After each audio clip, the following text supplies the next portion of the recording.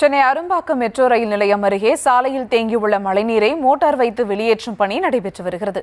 இதுகுறித்த மேலும் விவரங்களோடு இணைகிறார் செய்தியாளர் ரேவதி. வணக்கம் ரேவதி, விவரங்கள்.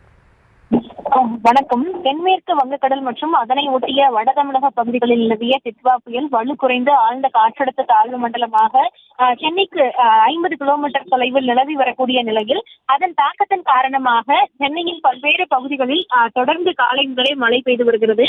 அது மட்டுமின்றி சென்னையில் பல இடங்களில் நடைபெற்று வருகின்றன.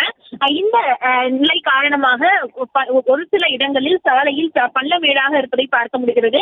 அது மட்டுமின்றி அரும்பாக்கம் மெட்ரோ பகுதியை பொறுத்தவரை குறிப்பாக 100 அடி சாலை என்று சொல்வார்கள். அந்த சாலை மிகவும் போக்குவரத்து நெரிசல் கொண்ட சாலையாக இருக்கும். அந்த சாலையில் ஒரு பேருந்து நிறுத்தம் அருகே இருக்கக்கூடிய பகுதிகளில் எப்போதுமே ஒரு சிறிய மழைக்கே மழைநீர் தேங்குவது வழக்கமான நிலையாக இருந்து வருகிறது.